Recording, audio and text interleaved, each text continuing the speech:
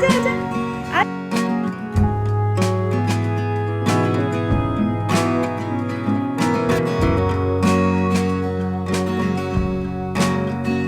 Hello my YouTube family, कैसे हैं आप सभी। Welcome back to my new vlog. और ये जो मेरा व्लॉग है ये थर्सडे मॉर्निंग में स्टार्ट हो रहा है।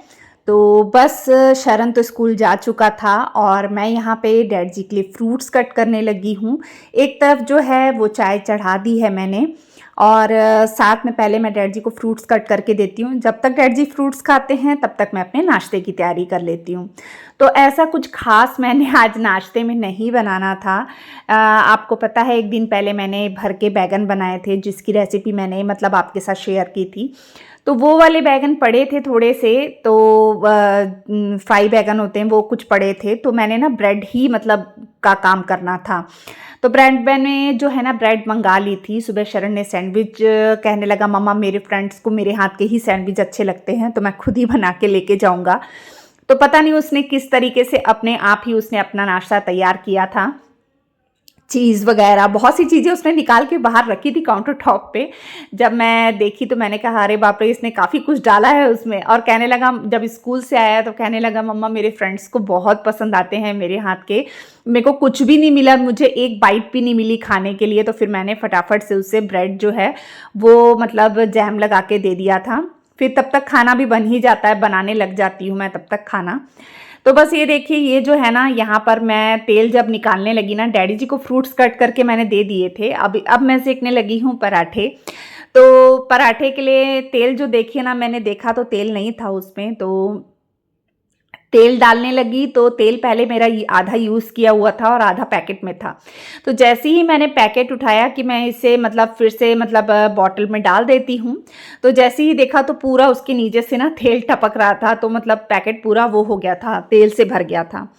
तो फिर पहले मैंने उसे साफ़ किया और इसके बाद ना जो तेल है उसे बॉटल में निकाल लिया है और जो थोड़ा सा था ना साइड में रख दिया था उसे मैंने, फिर मैंने उसे बाद में निकाल लिया था क्योंकि काफ़ी सारा ऑयल था जो उसके अंदर में गिर गया था।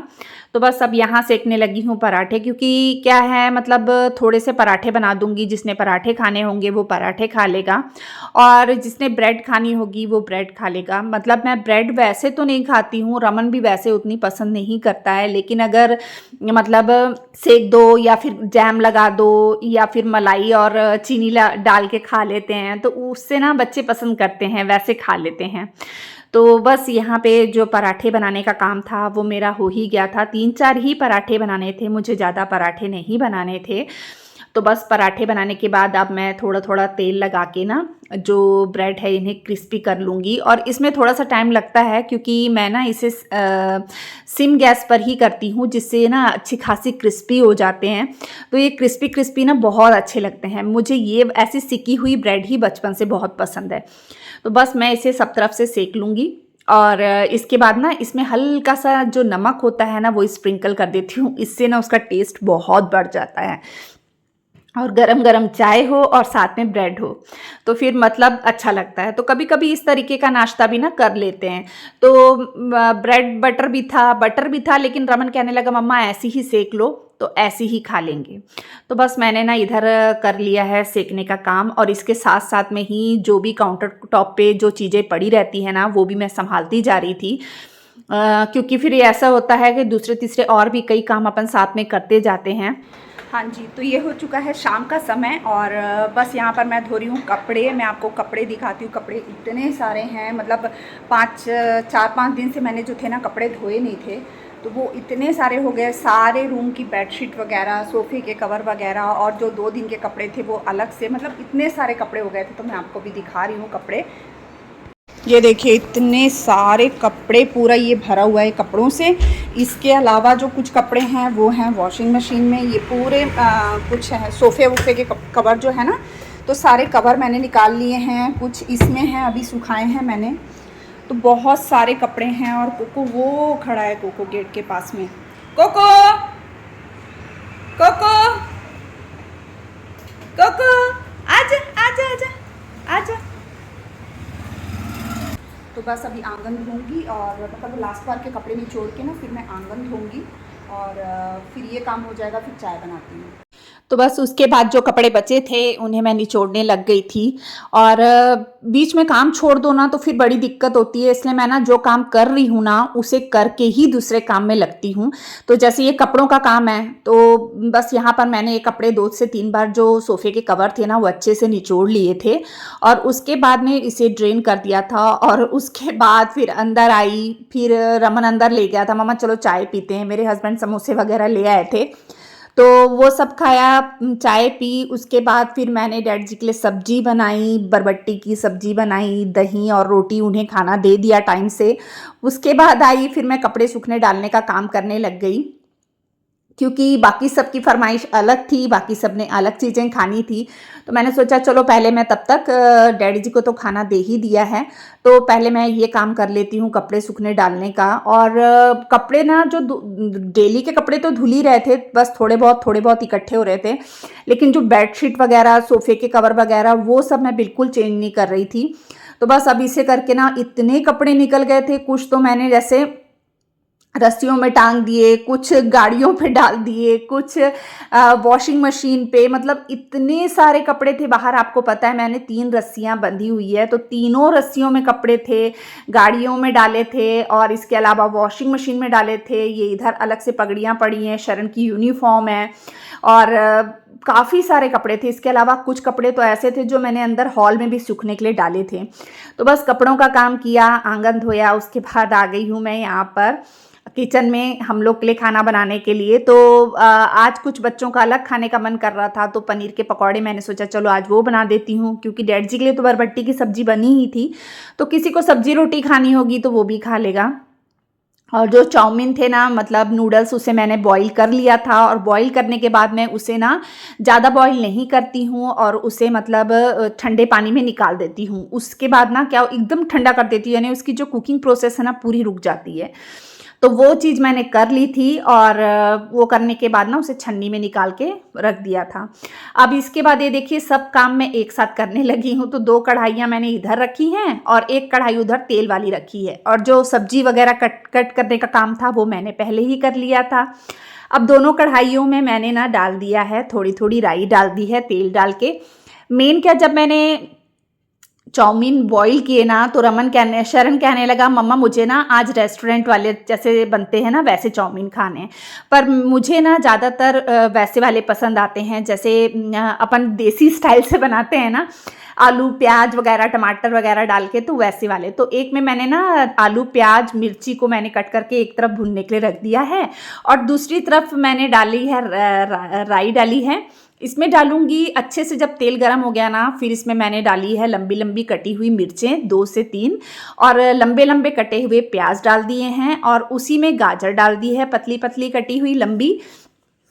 और अब इसके बाद डालूंगी 1 शिमला मिर्च लंबी कटी हुई डाल दी है मैंने, और इसे ज़्यादा पकाना नहीं है, एकदम गरम, मतलब जो वो होता है ना अपना कढ़ाई या बर्तन जो भी गरम होता है बस उसी में डालना है। तो उसके बाद मैंने डाली है लास्ट में पत्ता गोभी, और पत्ता गोभी को भी मैं ज़्यादा नहीं पकाऊंगी ताकि उसका जो क्रंचीपन है वो ख़त्म ना हो।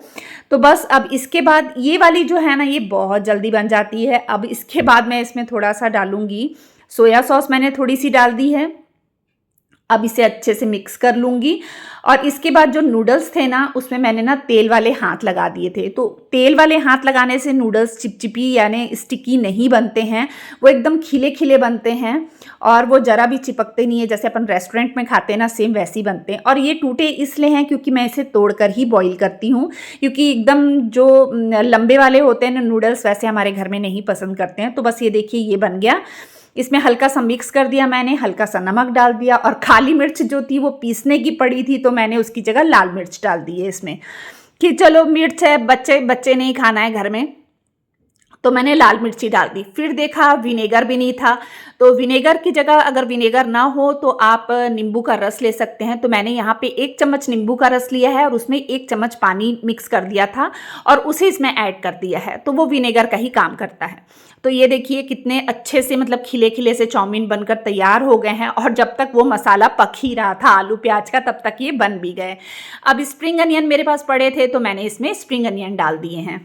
तो बस अब ये जो है ये वाले नूडल्स बनकर अच्छे से तैयार हो गए हैं और हमारे घर में सभी को ये वाले ज़्यादा पसंद आए, मतलब शरण और उसके पापा ने तो ये वाले नूडल्स ही खाए। तो बस इधर नूडल्स बनकर ये वाले तैयार हो गए हैं। अब जो दूसरा मसाला है उसे भी एक बार चेक कर लूँगी। तो ऐसे ही होता है, एक काम के साथ दूसरा काम करो ना तो फिर अपने लिए आसानी हो जाती है। और मेन क्या, गैस का भी इसमें बहुत रोल रहता है, मतलब बर्नर 4 बर्नर वाली गैस है तो इसलिए ज़्यादा सुख है। पहले तो 2 वाली होती थी तो एक चीज़ बनती थी तो हम दूसरी चढ़ाते थे, ऐसा होता था। अभी तो 4 वाली है तो थोड़ा-सा सुख है। तो ये देखिए यहाँ पर ना जो आलू और प्याज अच्छे से पक गए थे तो मैंने इसमें टमाटर भी डाल दिया है। अब उसे ढक दिया है जब तक वो थोड़ा-सा गल जाएगा। और इधर जो है मैंने ना तैयारी करके रख ली थी, जब मैंने वो कट किए थे ना पनीर, तो उसे गर्म पानी में डाल दिया था एक बार ताकि वो धुल भी जाए। और उसके बाद बेसन में घोल लिया था, नमक, मिर्च और गरम मसाला डाल दिया था। साथ में मैंने धनिया कट करके डाल दिया था। तो बस उसके बाद इसे गरम फ्राई मतलब कर रही हूँ। और इसके फ्राई करते में ही ना दूसरी तरफ एक बार मसाला भी चेक कर लूँगी कि जब टमाटर ज़्यादा भी गल जाते हैं ना तो वो चिपकने लग जाते हैं। तो बस अब ये टमाटर अच्छे से मैश हो चुके थे तो मैंने इसमें डाल दी है नमक और हल्दी। और बस इसके बाद में मैं डाल दूँगी जो नूडल्स हैं वो डाल दूँगी। तो इसमें भी मैंने तेल वाला हाथ लगा लिया था, इससे स्टिकी नहीं बनते हैं नूडल्स। और इसे अच्छे से मिक्स कर लूँगी। और इसके लिए ना मैंने धनिया कट करके रखा था, मैं इसमें स्प्रिंग अनियन नहीं डालूँगी। तो एक में मैंने स्प्रिंग अनियन डाला है और एक में मैं डाल दूँगी हरा धनिया, जो कि मैंने धो के कट करके अलग से रख लिया था। तो इस तरीके से तैयारी करके रखो ना तो सारे काम आसान हो जाते हैं। अब जब तक इसको मिक्स कर रही थी तब तक उधर जो पकौड़े मैं बना रही थी पनीर के वो भी फ्राई हो रहे थे। तो साथ में देखिए इधर ये हो रहा है, इधर ये पकौड़े बनकर तैयार हो गए। तो मैं इसे भी निकाल लूँगी। इस तरीके से सारी चीज़ें मेरी एक साथ चल रही थी। इसके बाद मैंने लगा दी थी सबके लिए प्लेट। और आज मैंने चटनी नहीं बनाई थी, बस सॉस के साथ ही दे दिया था। तो 2 तरह के नूडल्स थे और पनीर के पकौड़े थे। तो बस ये खाना मैंने दे दिया सबको। फिर डैडी जी जब वॉक करके आ गए थे तो फिर उन्होंने भी मतलब पनीर के पकौड़े लिए थे। वैसे मैंने उन्हें कच्चा पनीर भी खाने के साथ दे दिया था, क्योंकि ना वो ये सब चीज़ें पनीर के पकौड़े वगैरह थोड़ा मतलब वो करते हैं, अवॉइड करते हैं, नहीं खाना पसंद करते तेल वाली चीज़ें। तो बस अब ये देखिए ये सब होने के बाद मैं लग गई हूँ, मतलब मैंने अभी ना खाना नहीं खाया था। मतलब मेरे को ये होता है कि पहले मैं अपने काम निपटा लूँ उसके बाद ही खाना खाऊँ। और मेरे काम ज़्यादातर जल्दी निपट ही जाते हैं, शाम के भी। तो बस अब मैं फटाफट से पहले जो बर्तन थे दोपहर के उन्हें लगा लूँगी ताकि जगह खाली हो जाए। और जब जगह खाली हो जाएगी ना तो उसके बाद ही फिर मैं मतलब दूसरे काम में लगती हूँ, यानी बर्तन धोने के काम में लगती हूँ।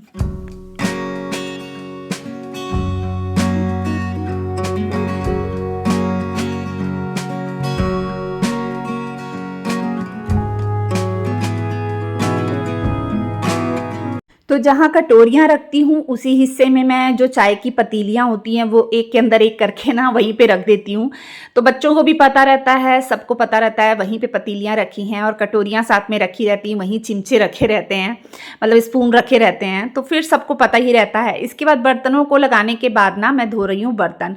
तो बर्तन मैं सारा दिन थोड़े थोड़े करके धोती ही रहती हूँ। जैसे थोड़े से बर्तन निकलते हैं तभी धो लेती हूँ, फिर भी इतने सारे बर्तन हो गए थे ना। खैर ये मेरे लिए ज़्यादा बर्तन नहीं है, क्योंकि ये मुश्किल से 5-10 मिनट के अंदर अंदर ही ये बर्तन धोने का काम मेरा हो जाता है। क्योंकि अपन साथ साथ में धोते रहते हैं ना तो इतना अपन को लगता भी नहीं है, खरता भी नहीं है। और जो रात के खाना वगैरह था वो सब भी मैंने अलग खाली कर लिया था, जो जो चीज़ें बची थी।